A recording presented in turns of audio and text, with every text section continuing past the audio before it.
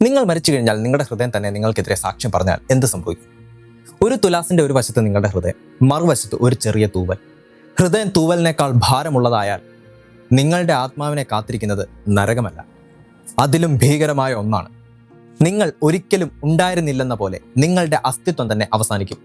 പക്ഷെ ആ വിധിയിൽ നിന്ന് രക്ഷപ്പെടാൻ പുരാതന ഈജിപ്തുകാർ ഒരു രഹസ്യ പുസ്തകം തയ്യാറാക്കിയിരുന്നു.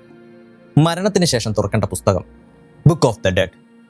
നിങ്ങൾ ഈ ചാനൽ ഇതുവരെ സബ്സ്ക്രൈബ് ചെയ്തിട്ടില്ലെങ്കിൽ ഇപ്പോൾ തന്നെ സബ്സ്ക്രൈബ് ചെയ്ത് ആ ബെൽ ബട്ടനും കൂടെ ഒന്നമർത്തുക.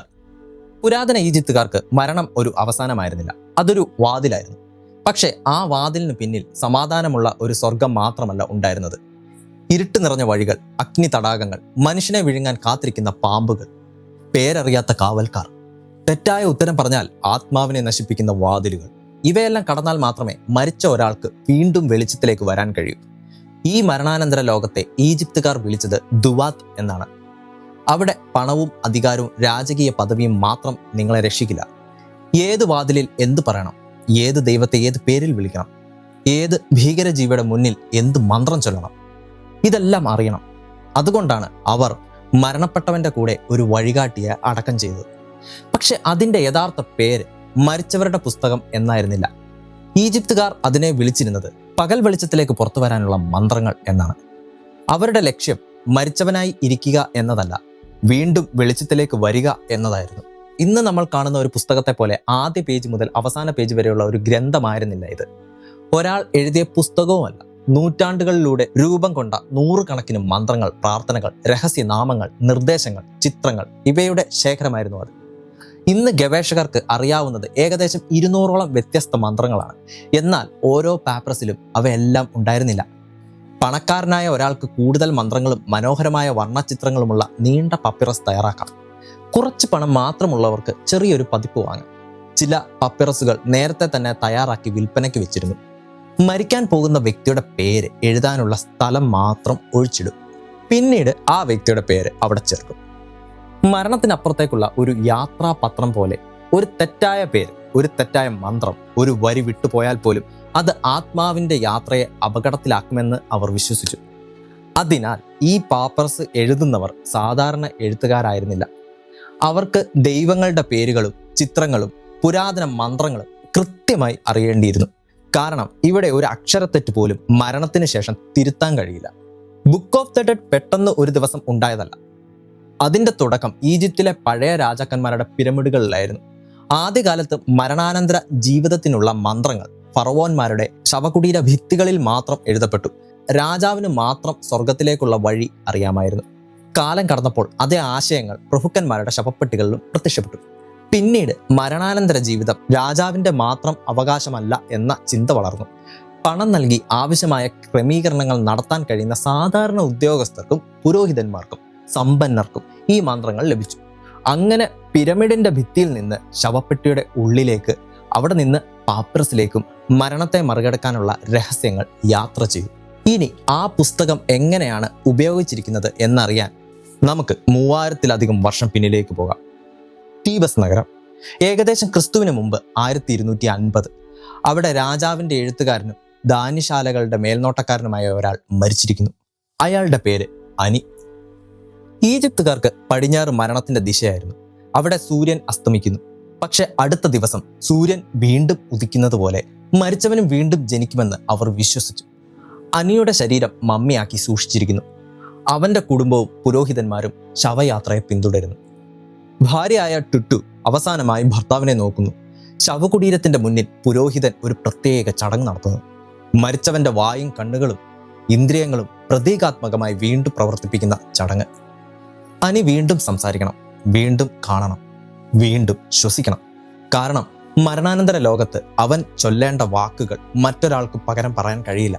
അവന്റെ ശവകുടീരത്തിൽ ഭക്ഷണവും വസ്ത്രങ്ങളും ആഭരണങ്ങളും ചെറിയ പ്രതിമകളും വിൽക്കുന്നു. അവയ്ക്കൊപ്പം ചുരുട്ടി വെച്ചിരിക്കുന്ന നീണ്ട പപ്പിറസും അനിയുടെ സ്വന്തം ബുക്ക് ഓഫ് ദ ഡെഡ്. ശവകുടീര വാതിൽ അടയുന്നു. പുറത്തെ ശബ്ദങ്ങൾ ഓരോന്നായി അപ്രത്യക്ഷമാകുന്നു. ഇരുട്ട്, നിശബ്ദത. അവിടെയാണ് അനിയുടെ യഥാർത്ഥ യാത്ര ആരംഭിക്കുന്നത്. അനി കണ്ണു തുറന്നപ്പോൾ അവന്റെ മുന്നിൽ ഒരു പ്രശ്നമുണ്ടായിരുന്നു. അവൻ മനുഷ്യനായിരുന്നപ്പോൾ ഒരിക്കലും കണ്ടിട്ടില്ലാത്ത ഒരു വാതിൽ. അതിൻ്റെ മുന്നിൽ മനുഷ്യ ശരീരവും മൃഗത്തിന്റെ തലയും ഉള്ള ഒരു കാവൽക്കാരൻ. അവൻ അനിയോട് ഒരു ചോദ്യം ചോദിക്കുന്നു. ഉത്തരം തെറ്റിയാൽ വാതിൽ തുറക്കില്ല. പക്ഷേ അനിയുടെ പുസ്തകത്തിൽ ആ ചോദ്യത്തിനുള്ള ഉത്തരം എഴുതിയിട്ടുണ്ട്. എന്നിട്ടും ഒരു അപകടമുണ്ട്. ആ കാവൽക്കാരൻ്റെ രഹസ്യനാമം അനി മറന്നുപോയാൽ അവൻ്റെ യാത്ര അവിടെ തന്നെ അവസാനിക്കും. പുരാതന ഈജിപ്തുകാർക്ക് ഒരാളുടെ യഥാർത്ഥ പേര് അറിയുക എന്നത് അയാളുടെ മേൽ അധികാരം നേടുന്നതിന് തുല്യമായിരുന്നു. അതുകൊണ്ട് ദുവാത്തിലെ ഓരോ വാതിലിനും ഓരോ കാവൽക്കാരനും വാതിലിൻ്റെ ഓരോ ഭാഗത്തിനു പോലും രഹസ്യനാമങ്ങളുണ്ടായിരുന്നു. വാതിൽ തന്നെ സംസാരിച്ചേക്കാം. വാതിലിൻ്റെ പൂട്ടിന് മറ്റൊരു പേര്, കവാടത്തിൻ്റെ നിലത്തിന് മറ്റൊരു പേര്, കാവൽക്കാരന് മറ്റൊരു പേര്. അനി തൻ്റെ പപ്രസിൽ ഓരോ പേരും ഓർക്കുന്നു. അവൻ കാവൽക്കാരനെ ശരിയായ പേരിൽ വിളിക്കുന്നു. ഉത്തരം സ്വീകരിക്കപ്പെടുന്നു. വാതിൽ തുറക്കുന്നു. പക്ഷെ അതിനപ്പുറം സുരക്ഷിതമായ പാതയല്ല. അവിടെ ഇരുട്ടിലൂടെ നീങ്ങുന്ന ഭീമൻ പാമ്പുകളുണ്ട്. വെള്ളത്തിനടിയിൽ പതുങ്ങിയിരിക്കുന്ന മുതലകളുണ്ട്. ആത്മാവിൻ്റെ തല വെട്ടാൻ കത്തിയുമായി കാത്തു നിൽക്കുന്ന രൂപങ്ങളുണ്ട്. തല കീഴായി നടക്കുന്ന മനുഷ്യർ, മലവും മലിനജലവും ഭക്ഷിക്കേണ്ടി വരുന്ന ശിക്ഷിക്കപ്പെട്ട ആത്മാക്കൾ. അനിയുടെ പുസ്തകത്തിൽ ഇതിൽ നിന്നെല്ലാം രക്ഷപ്പെടാനുള്ള മന്ത്രങ്ങളുണ്ട്. എൻ്റെ നേരെ മുതല വരാതിരിക്കട്ടെ, പാമ്പെന്നെ കടിക്കാതിരിക്കട്ടെ, എൻ്റെ തല ശരീരത്തിൽ നിന്ന് വേർപെടാതിരിക്കട്ടെ, എൻ്റെ ശരീരം അഴുകാതിരിക്കട്ടെ. ഇവ കവിതകൾ മാത്രമല്ല, മരിച്ചവൻ്റെ സുരക്ഷയ്ക്കായി ശബ്ദത്തോടെ ചൊല്ലേണ്ട സംരക്ഷണ വാക്കുകളായിരുന്നു. ഈജിപ്തുകാരുടെ കാഴ്ചയിൽ വാക്കുകൾക്ക് യാഥാർത്ഥ്യം മാറ്റാനുള്ള ശക്തി ഉണ്ടായിരുന്നു. ഒരു വസ്തുവിൻ്റെ പേര് പറയുമ്പോൾ അത് നിലനിൽക്കും. ഒരു അപകടത്തിൻ്റെ പേര് അറിയുമ്പോൾ അതിനെ നിയന്ത്രിക്കാം. അതുകൊണ്ടാണ് അനിയുടെ ഏറ്റവും വലിയ ആയുധം അറിവായിരുന്നു. പുരാതന ഈജിപ്തുകാരുടെ വിശ്വാസത്തിൽ മനുഷ്യൻ ശരീരം മാത്രമായിരുന്നില്ല, ഒരു വ്യക്തിയുടെ നിലനിൽപ്പിന് പല ഘടകങ്ങളുണ്ടായിരുന്നു. ശരീരം സംരക്ഷിക്കപ്പെടണം, പേര് ഓർക്കപ്പെടണം, നിഴൽ നഷ്ടപ്പെടരുത്, ജീവന്റെ ശക്തിയായ കായ്ക്ക് ഭക്ഷണവും വഴിപാടുകളും ലഭിക്കണം, വ്യക്തിത്വത്തിന്റെ ചലിക്കുന്ന രൂപമായ ബാ മനുഷ്യത്തലയുള്ള പക്ഷിയായി ശവകുടീരത്തിൽ നിന്ന് പുറത്തേക്ക് പറക്കണം. പകൽ ജീവിക്കുന്നവരുടെ ലോകത്തേക്ക് വരാനും രാത്രി വീണ്ടും ശരീരത്തോട് ചേരാനും ബായ്ക്ക് കഴിയണം. പക്ഷെ ശരീരം നശിച്ചാൽ ബായ്ക്ക് തിരിച്ചു വരാൻ ഒരു വീടുണ്ടാകില്ല.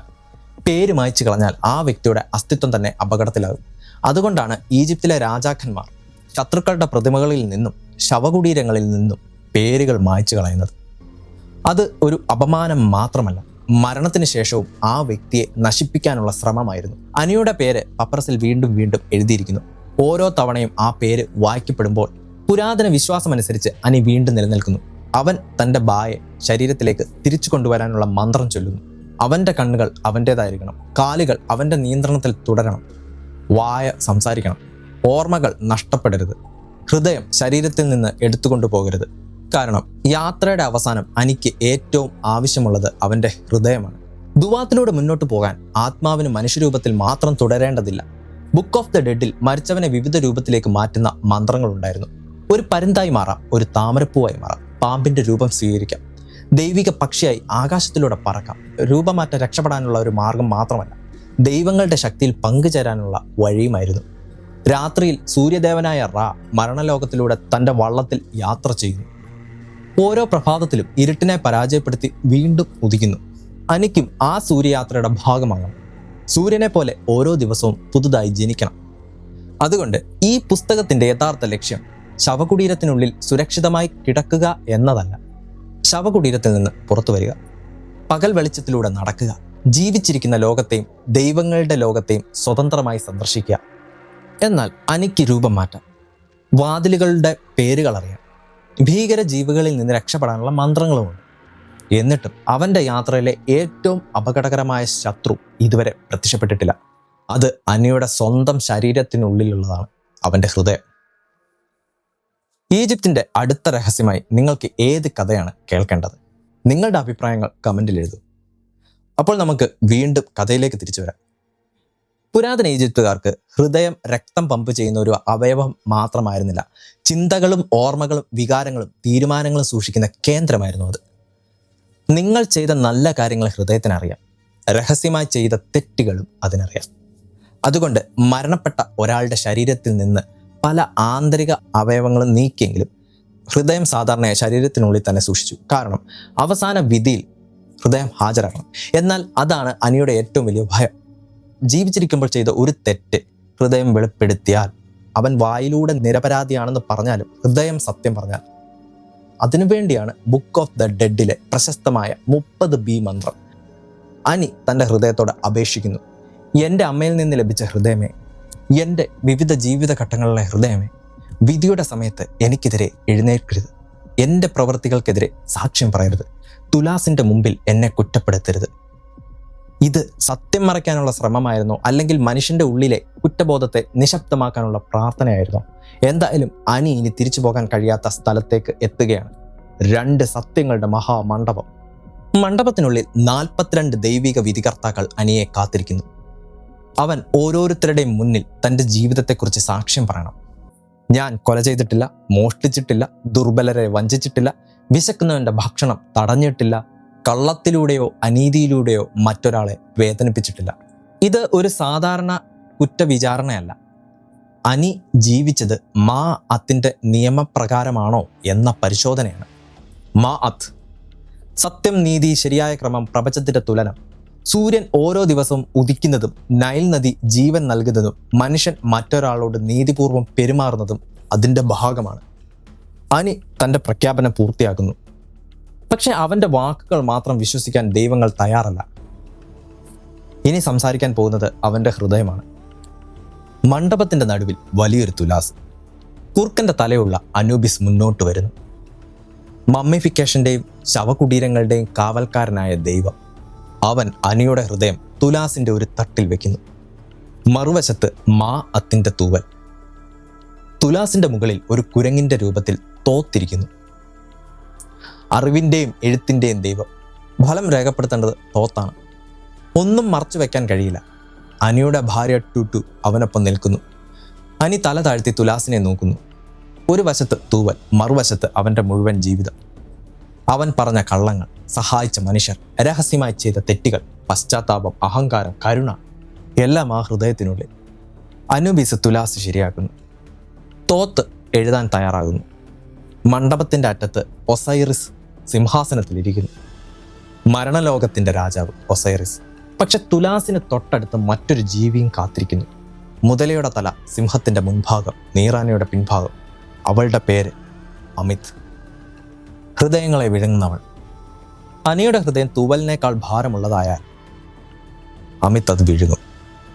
അനിയെ അഗ്നിയിൽ പീഡിപ്പിക്കുകയല്ല, അവനെ എന്നേക്കുമായി തടവിലിടുകയുമല്ല. അവൻ്റെ ആത്മാവ് 2ാം തവണ മരിക്കും. ബായും കായും പേരും ഭാവിയും എല്ലാം അവസാനിക്കും.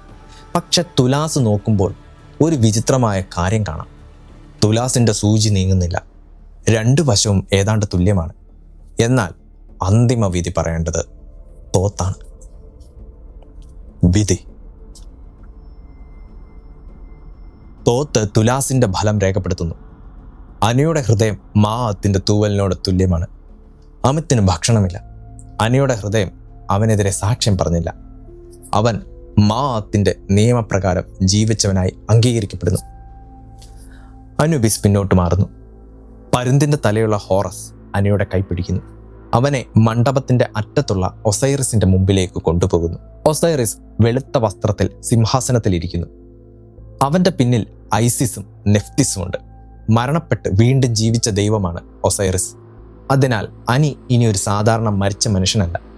അവൻ ഒസൈറിസിനോട് ചേർന്ന നീതീകരിക്കപ്പെട്ട ആത്മാവാണ്. അവന് ഇനി മരണത്തെ ഭയക്കേണ്ടതില്ല. പക്ഷെ സ്വർഗം എന്ന് അവർ കരുതിയ സ്ഥലം മേഘങ്ങൾക്ക് മുകളിൽ ഉണ്ടായിരുന്നില്ല.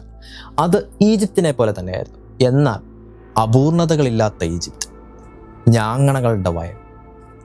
അനിയുടെ മുന്നിൽ പച്ചപ്പുള്ള വയലുകൾ തുറക്കുന്നു. വൃത്തിയുള്ള നദികൾ, സമൃദ്ധമായ വിളകൾ, ശാന്തമായ ഗ്രാമങ്ങൾ.